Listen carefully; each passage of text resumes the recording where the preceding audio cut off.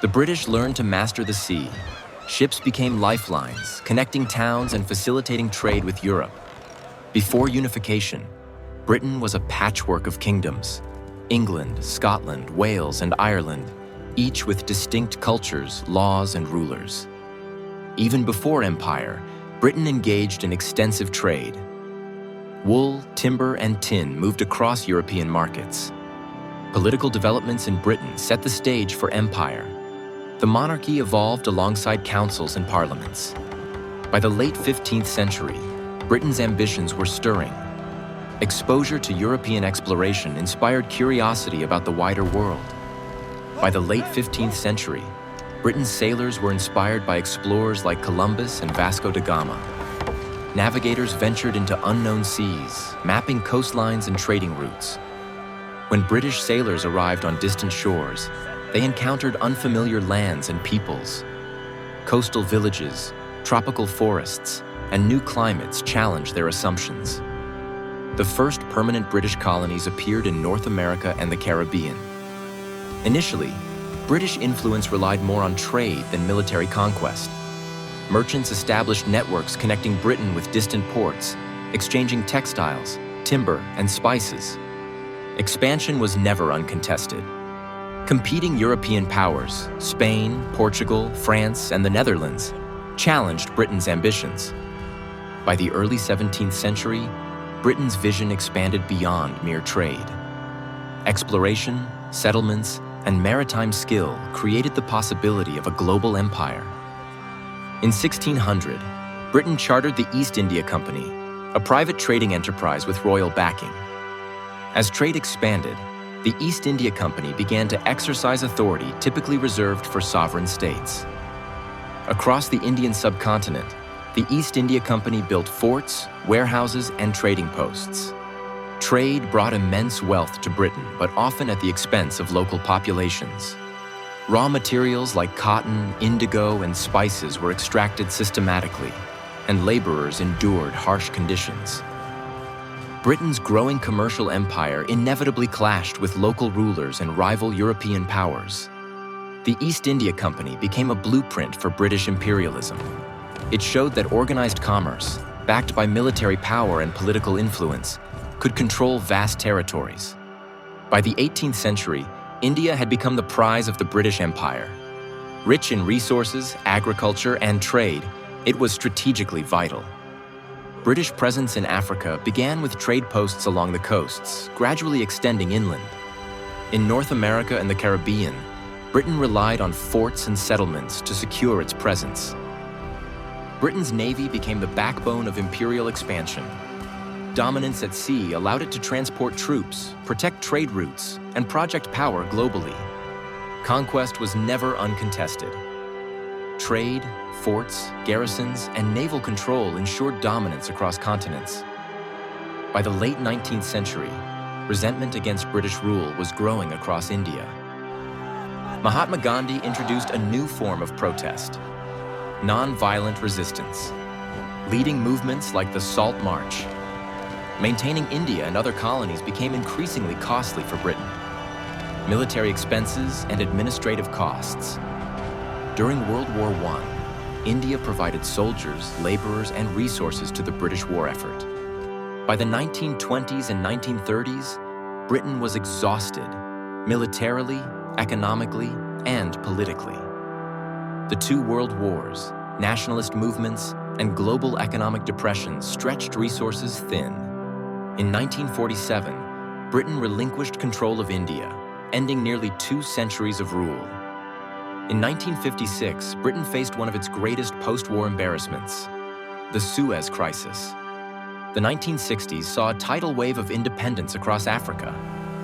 Ghana, Nigeria, Kenya, and dozens of others threw off British rule. British colonies in the Caribbean and Southeast Asia followed suit.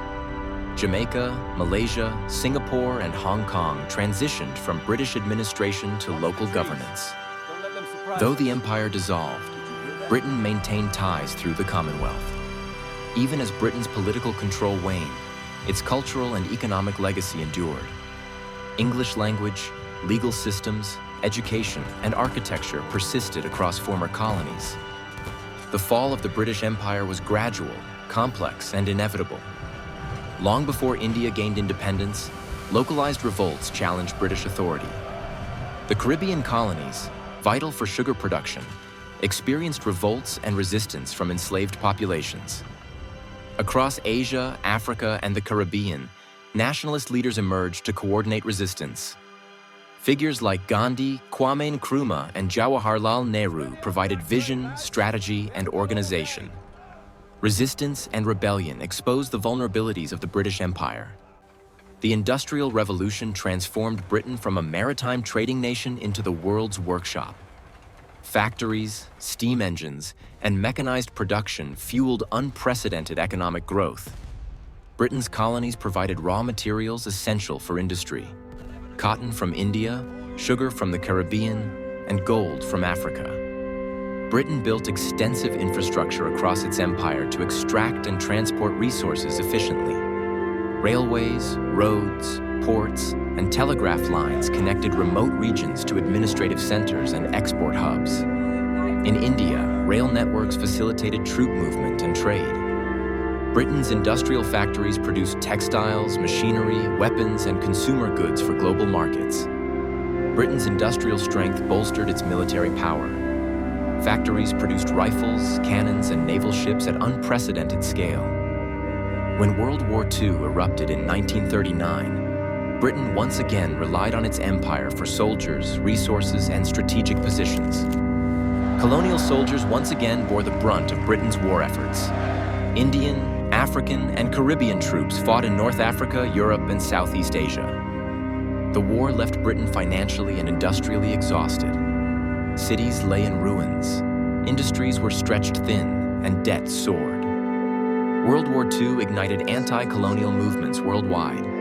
In India, leaders like Gandhi and Nehru intensified calls for independence.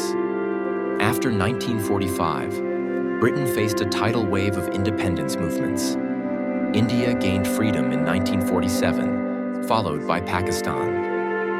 World War II cemented Britain's transition from a global empire to a nation navigating a new world order. In 1947, India finally achieved independence, ending nearly 2 centuries of British rule. Gandhi's nonviolent campaigns, coupled with political negotiations led by Nehru and the Indian National Congress, forced Britain to relinquish control. Britain's influence in the Middle East evolved after World War II, while direct colonies were limited. Decolonization in Asia, Africa, and the Caribbean revealed that empires were unsustainable in the modern era. After World War II, global power shifted dramatically. The United States and the Soviet Union emerged as superpowers, dominating international politics, economics, and military strategy. Britain became a founding member of NATO in 1949, aligning with Western powers to counter Soviet influence. Britain's post-war economy struggled under debt, reconstruction costs, and declining global dominance. Even as political and military power declined, Britain maintained cultural influence worldwide. English language, literature, education, media, and legal systems continued to shape former colonies. After decolonization, Britain transformed its former empire into the Commonwealth of Nations, a voluntary association of independent countries united by historical ties and shared values.